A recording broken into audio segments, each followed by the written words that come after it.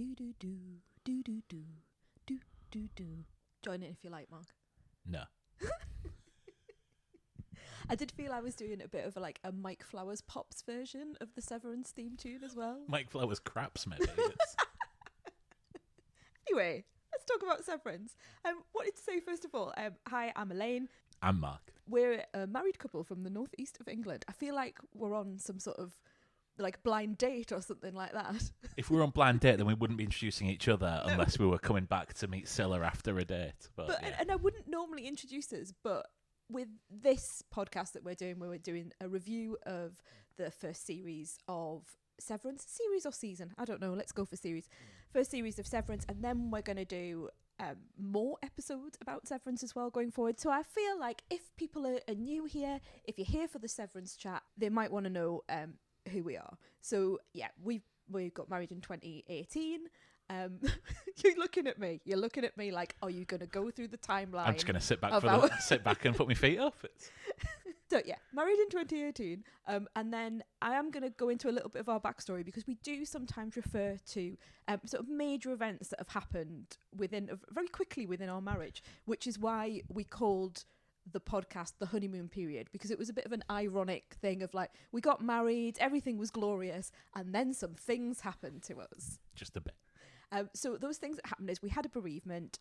We were pregnant with identical twin boys. One of our twin boys very sadly passed away, and our surviving twin also has profound disabilities. So those sometimes we will refer to bereavement or issues around disability. So I thought that's quite useful to say from the off. I agree. Can we talk about Severance now? Okay. You don't like me doing the introductions? No. No. No. And typically, just to forewarn everyone, if you do listen to some of the other episodes, or as we go forwards, you're listening as well, we don't normally do an introduction. You can tell why. We do normally do a bit of a cold open. So yeah, this introduction is very, very unusual for us. And that's why Mark is looking at it quite literally staring at me across our sofa going, can we just talk about Severance, please? I don't understand why we haven't started that yet. So we're going to review Series 1 of Severance, and warning to everyone who hasn't seen Series 1 of Severance, don't listen to this. Go out there and watch Severance. Yeah, it is. It's my favourite show of 2022. Was it your favourite show of 2022? Oh, Mark, my memory. I feel like Mrs. Selvig. Oh, Mark. I can't remember anything. My short-term memory's completely gone. Well, if only we had a podcast where we could listen to what our favourite... It was your fourth favourite show of 2022. Was it? How Yeah. do you know that? Because we have a podcast which I can listen to. Yeah, of course did you I go did. back and listen? Wow. Yeah. We've got nearly 200 episodes. I can't be, held responsible for the fact I can't remember anything. Yeah, it was beaten by Yellow Jackets, which I think went off the boil. It's gone off the boil a bit. Bad Sisters. Oh, it's interesting, isn't it? That it was quite low. And Andor, weirdly. And Andor as well. Whereas now I would say I've become obsessed, completely obsessed. Yeah, this might end the podcast actually quite early because you do get obsessed with TV shows. I do. Especially mystery box TV shows, which is what this is. Yeah. I want to go back and say, I said to people, this is why we don't do intros. I said to people, don't listen. Please come back and listen after you've seen it. Don't just not listen. Well, if you like it. I mean, if you hate it, then probably best to unsubscribe now. I love mystery box. I really do. And I'm the sort of person, I love Lost. And I think people always refer back to Lost, don't they? But I was really, really into Lost. I listened to all the podcasts. That's where I really got into podcasting, was with Lost. I went on the internet as it then was. There was I don't think there was a Reddit. I think the internet was pretty established. But you know what I mean? Now there's Reddit and Twitter and all of these sorts of things. Whereas at the time it was more forums that I didn't really know where they were. Yeah, 4, 8, 15, 16, 23, 42.com was the big one. Mm-hmm. I was always on. Weirdly, I was on the IMDb. IMDb used to have a little forum at the bottom of each show, so you could talk about it on there. That's where I used to hang out, and I remember people used to. Yeah. God, I was so cool. And I remember you could there was guys putting so many fake photos that they'd done themselves, with fake letters written by John Locke and stuff like that. And I really got into the lore of Lost. I would have been there as well. Which should mention, we worked together at the time. We met like 3 years after Lost Yeah. finished, and I think it was probably something that bonded us early on. Yeah, it was probably for the best that we worked together when Lost was on. Probably for the best, yeah. I mean, I've got a very different relationship with mystery box shows now, in that I think I was spoiled by Westworld. Yes, which started brilliantly. I think we have to admit that we used to get up. This is pre having children.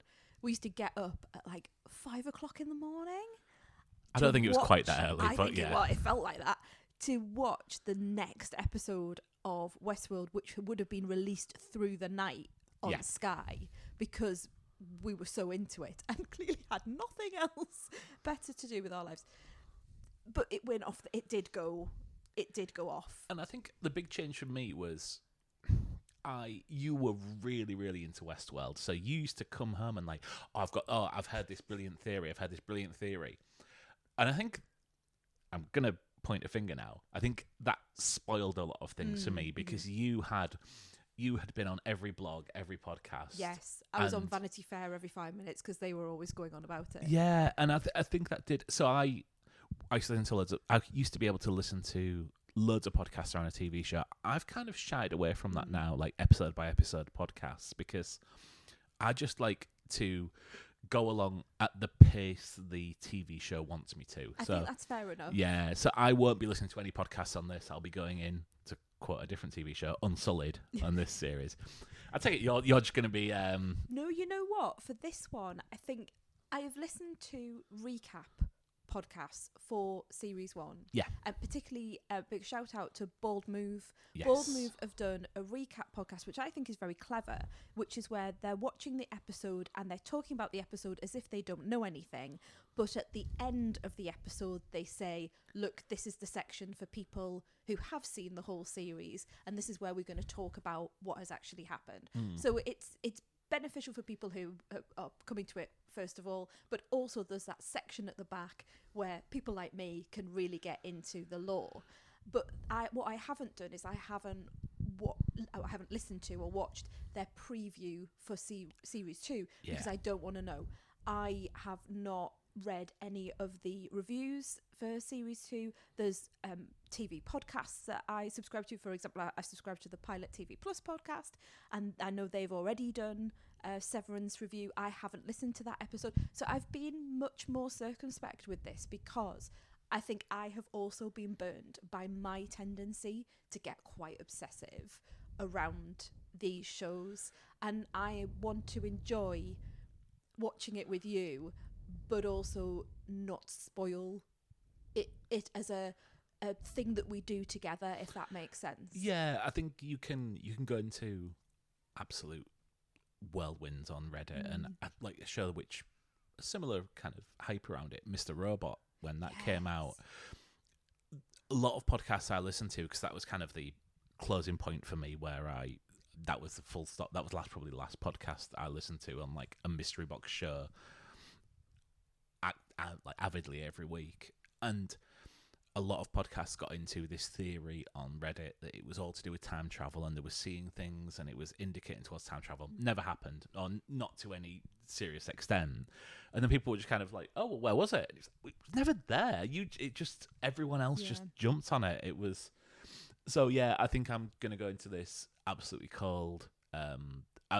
We've just finished a rewatch of season 1. Like, then 10 minutes ago, we were watching the finale. We've done one a night, haven't we? We've paced it out. We've just got okay, we'll have our tea, we'll watch a Severance, and then we haven't really talked about the episodes. Where I think we're trying to maintain that mystery, aren't we, and not go too deep into it. What about this? What about that? Although it's important to maintain the mystery in a marriage. Yeah, that's what they say. I'm laughing because I know that I have been like slipping little tidbits in that I have learned from, and again, real recommendation, especially for people who want to know about the production and get quite obsessive about the behind the scenes. This podcast does not give anything away in terms of what's coming up in series 2, but it's the Ben Stiller and Adam Scott. Yes, Adam Scott. I'm getting confused because I'm thinking of Mark Scout. I get really confused. I was sure his name was Mark Scott in the show for a long time. Yeah. But they've done a podcast where they talk about, and they do episode by episode, but they talk about the production. So props, location, the fact that the snow is not real.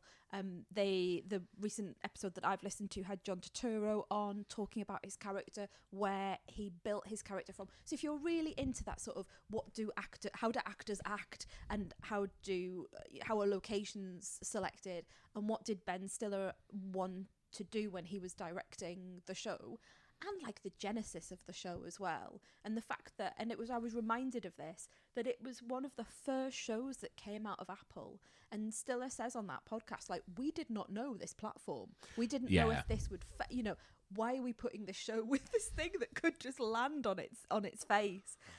So that podcast is very, very helpful, and I have been listening to that. Every time we've watched an episode, I've gone away and listened to that. But yeah, we've just finished episode 9 of series 1, so we are fully back up to speed with series 1, and that's what we really wanted to do here today, was just have a chat about it, have a bit of a rewind on everything before we get into series 2. So what are your highlights of season 1? I think for me, I was not taken with Severance when you first introduced it to me, because you were very much, looking at this new platform, looking at Apple. You introduced me to it. I was kind of like, oh, we've got enough things on the telly box. Do we really need this other streaming? Yeah. But because there were so many good things coming out of it, you introduced me to it, and the first couple of episodes, I have to be honest, I found it as it would want me to, claustrophobic, bit depressing, very. I didn't necessarily see the humour in it, and typically I'm not very good at humour anyway. I like dark humour, and I know there's a lot of that in the show as we go on, but I found it very hard to love. It was cold, it was dark, it was snowy. I felt oppressed when watching it. My highlight is that I grew to love the characters, to love the Fab Four. Yeah.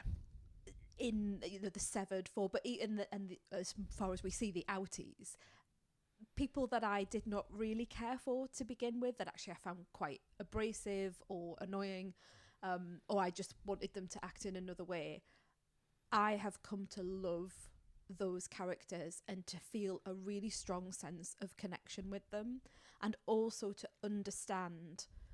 I understand much more now, I think, now that I've seen the whole series, and also from the rewatch as well. I understand now really about that divide between the innie and the outie, and realising that through the series. I think it was like a drip, drip, drip effect of, what does it really mean to only be alive for 107 hours? Yes. What does it mean to, and this is a bit I found quite horrifying, but again, it's a highlight because it makes you think, what are the moral implications of essentially getting a part of you that you can't remember to give birth to your children because you don't want to go through that? There are so many ethical and moral and legal conundrums with it. I think that's my highlight. It's such a unique premise, isn't it? I've never come across anything like this. Yeah, I mean, so the thing for me, which I sort of noticed on the second watch, and it probably was in the background, I was probably looking for something to sort of talk about on this, and I kind of knew it, but it's very much the religious symbolism in there, because these are people who are just told to work, and there is blind loyalty to a person who is named that isn't there. Yeah, isn't there. You can't see, but they idolize him. They make craven images of this person, and there are tributes to him all over the place. And there is real religious way that they go by the handbook. And it's.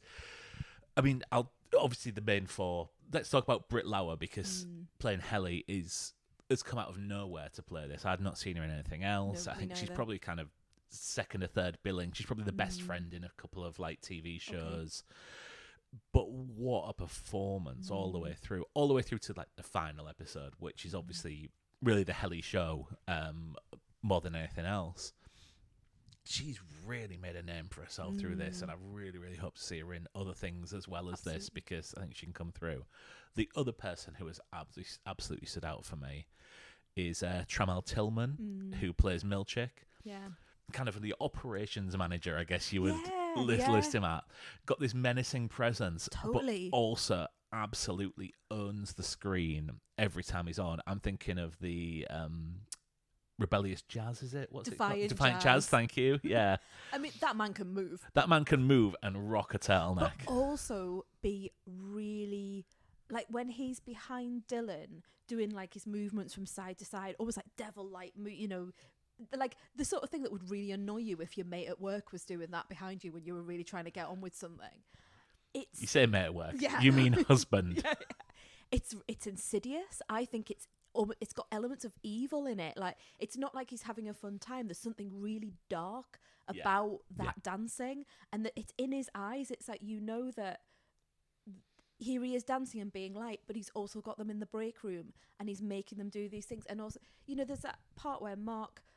there's a really quick transition, a quick edit where Mark goes to the break room. He puts his hand on the thing that opens the door handle, and then the next thing you see is Knuckles are like all ripped when he's an outie. So someone's done that to him, and you think, like, it's Milchick, isn't it? Like, he's the one in the break room.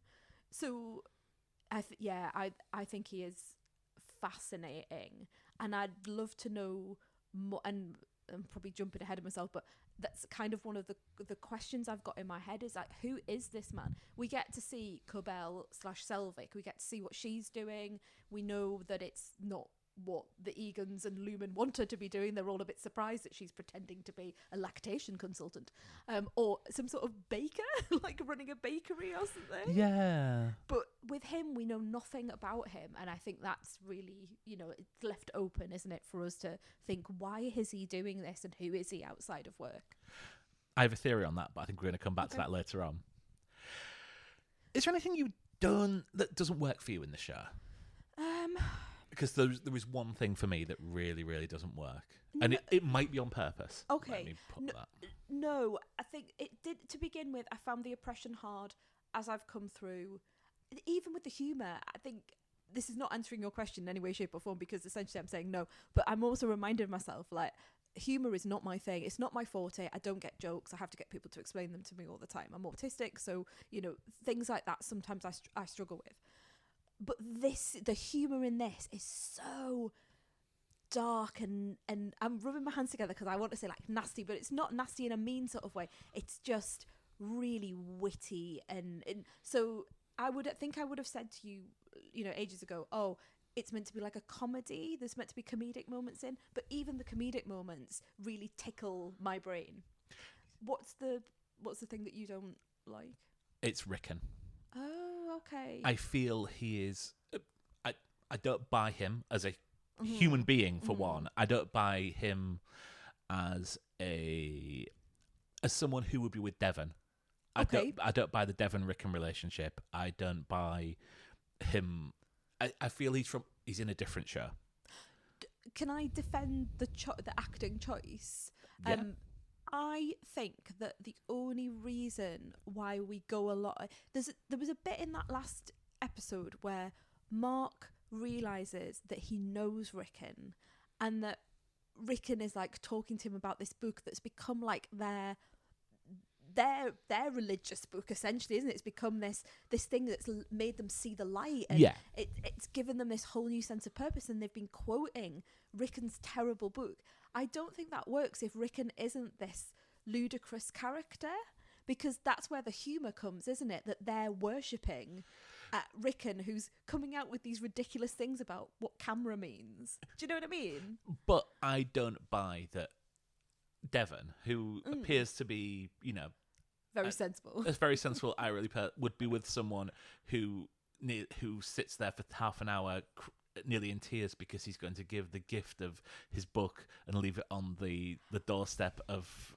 Mark. I don't know. As someone who's involved in the publishing industry, I found that very resonant because he's filled with doubt. Like, he's got such lacking in confidence. Like, in that last episode, he's outside fretting because he's got a wobble in his voice, and he's saying to Mark, like I'm ludicrous. I think he knows how ridiculous he is, and I think that last scene that we see him in that last episode really brings that to the fore, that he isn't full of confidence. He isn't. He knows that there's all of this gone, and I do wonder in my in my brain. I may be completely not reading this properly, but when they talk about how Gemma and Mark and Devon and Rickon were like this really close group, yeah, and then Gemma's obviously died, and I mean Devon says this quite devastating thing to her brother, which is like, she made you wonderful, with the implication being, now she's not here, you're no longer wonderful. I do wonder whether that group of four have had, because of this bereavement, have had this fracturing, and elements of their personality have come to the fore, like things. Yeah. That's my reading of it anyway, that he probably wasn't as ridiculous. Maybe Gemma pulled him back and went, oh, Rickon, don't be, but now there's no one there within that four. And it might just be that he plays the exact same character in Orange is the New Black, therefore I just see it as, I feel like it feels like it's someone from a different show. So that could be, he is literally the brother-in-law who, with who's a bit like Rickon. Yeah.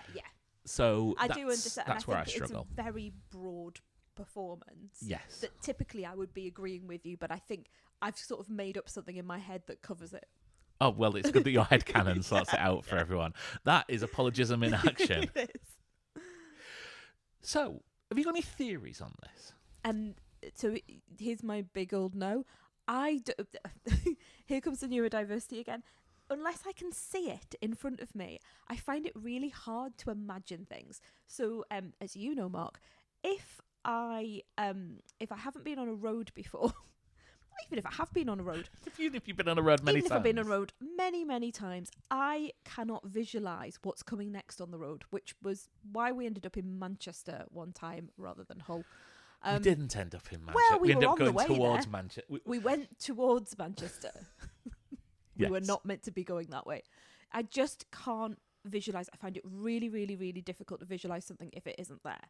And therefore, when they are in the White Room with the four little that really interesting prop setup of the four of them sitting there with their things that go up and down, when they're working on these numbers, I just haven't got a clue what these scary numbers mean. I just can't see it, to the point where my theory was that it was meaningless, that there was nothing going on, that they were just making them look at these screens like a social experiment. Yeah, like a social experiment. Which, I mean, that is a decent theory. I mean, should we talk about your opinion on dinosaurs? And, yeah, I can't visualise them, so I'm not entirely sure they were here. but you can see that the Earth is round, so why do you think it's flat? It's I do now. I'm not a flat earther.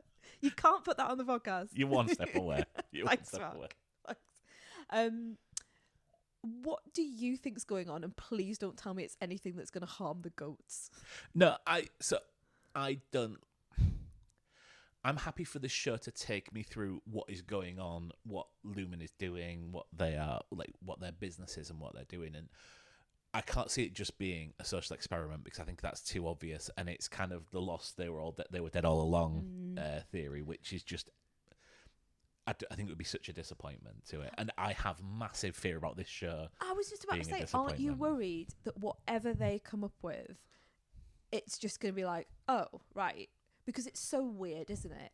No, but I think there can be something that fits in with other things that we have seen, and then that will work for me. I just want something that's thought through, and things like that.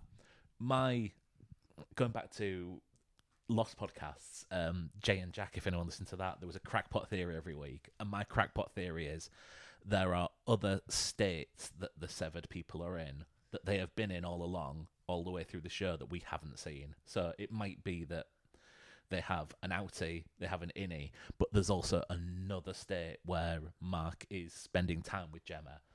that is happening in between him being at home and I understand. Yeah. that's So it's not just a binary. You're severed. You're unsevered. Yeah. It's right. Okay. that's my theory. Wow. That's fabulous. I would never have thought of that. Yes, so if Ben great. Stiller's listening and wants a writer on the show, I've also got a minor theory. Okay, go on. I've got a minor theory that Milchek and Dylan are married. Yes. Oh, this is great because I didn't want to mention this to you when we were watching that episode. The episode where, if everyone remembers, Dylan wakes up in the cupboard and his son runs in and goes, "Daddy," and then Milchek says, "We told you to count to 1,000." Yes. I heard something, and I don't know where I heard it from, but I heard something similar, which was, what is Milchek doing in Dylan's house? That's the only But the only thing... Why does the child have the trust of Milchek? Or maybe he lives next door like Miss Cobell does with It's Mark. the whole thing of, we told you, like, who else was with him? Yes. And could the we be him and Dylan, as a couple who are... Yeah. It makes you... You know what it reminds me of? It reminds me of The Traitors. When you're watching The Traitors and you're trying to work out if there are people in The Traitors that have a relationship, like or sibling relationships or are married. It's kind of making me think of that when I watch it now. I couldn't be Paul's mother. But I could be Ross's. I don't think that's the quote, darling. It's close enough. You knew what I meant. Yeah, I know. I don't think it's not quite as funny when it's not the actual quote. Okay. Okay, so there is a new episode out this week. Yeah. There's one every week. I think we're going to try and do one each week. We're not going to rush it out or anything like that. No, because, we're not. Yes, and we have some challenges some weeks. Yes, we do.